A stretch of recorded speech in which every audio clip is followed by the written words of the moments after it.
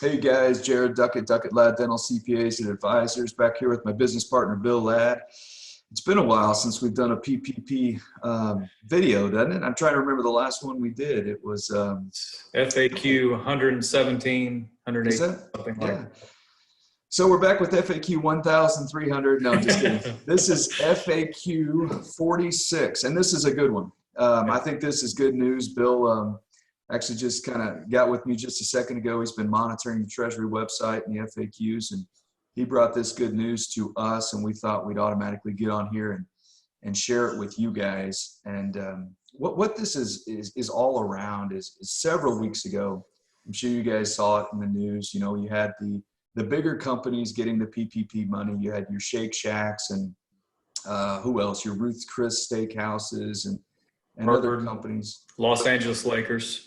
Yeah, the LA Lakers getting the money, and kind of a big deal. And they ended up saying, okay, we didn't need it, so we're repaying it back. And it kind of caused this uncertainty, I guess, regarding, you know, did businesses really need this PPP money?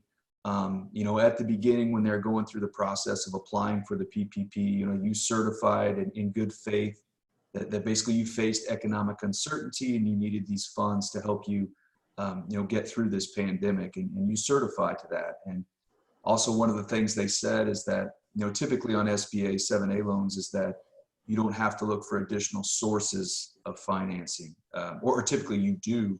And they said on the PPP, you don't have to do that.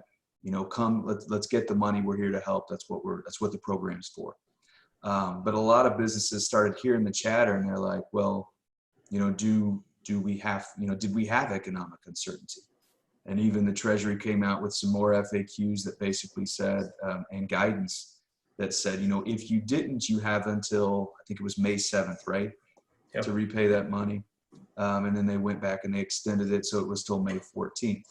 But here's the good news, and I'll share my screen, and they've provided, I would say, and Bill, I don't know if you agree, but pretty ultra clarity here on how it looks. So specifically, the question is, and it's FAQ 46. So how will SBA review the borrower's required good faith certification concerning the necessity of their loan request? So jump in there, Bill, kind of dissect SBA's answer on this and what small businesses should take away from this in regard to their loan.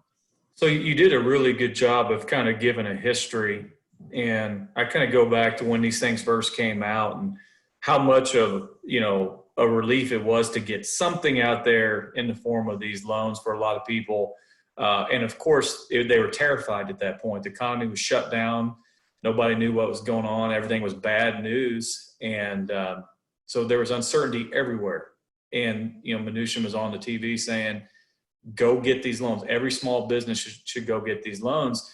So when they came out later on and kind of put this verbiage in these FAQs that almost seemed like they were designed to terrify people, that they'd be subject to legal ramifications if they certified in bad faith. Well, it's really hard to say anybody certified there was uncertainty in bad faith when the economy was shut down.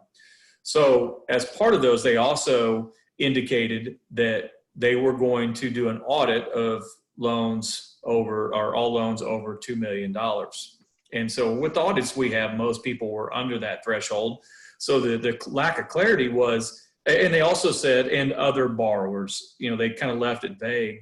So, you know, a lot of people were doing the math. Do I return these funds? And, you know, did I make this in bad faith? And if I do return these funds, do I then just let my people go? Because I can't, there's no point in having it, let them get unemployment. Yep. So they did come through with number 46, came out today, April 13th or May 13th.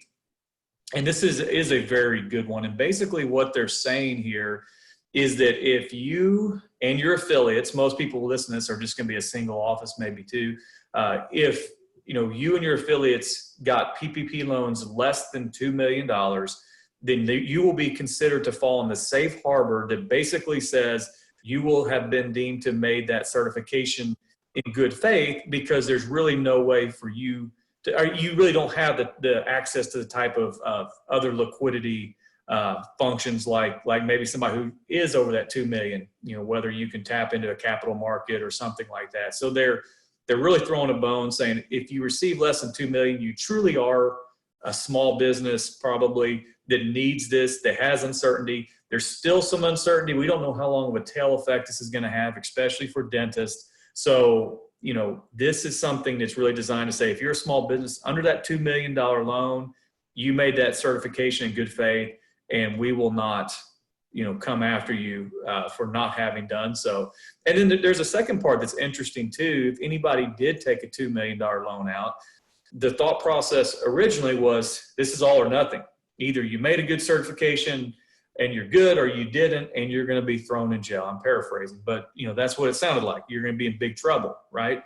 So now they're coming in and saying, okay, we get it. Everybody was in the frame of mind that it was terrifying.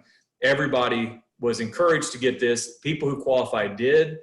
And we set this arbitrary date of 2 weeks, basically to get it refunded.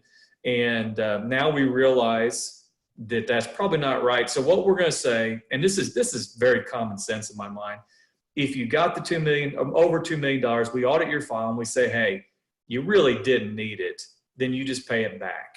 And there'll be no further proceeding. There'll be no forgiveness, but there'll be no further action necessary. So again, 46 is a pretty long answer to that simple question, but I agree with you. I think it gives us a lot of clarity. It alleviates a lot of concern and uncertainty people had about whether, am I legally going to be held responsible for making a decision in a very tough time that in hindsight, maybe it wasn't appropriate according to arbitrary standards set by SBA. Much needed guidance that gives us a lot of clarity. Yeah, I think hopefully it gives peace of mind to most of the small businesses out there. Again, that 2 million is a threshold. That's a number. Most of our clients, probably most of you out there too, is less than 2 million. If so, you got a little peace of mind. You fall in that safe harbor. You're in a good spot. No more worrying.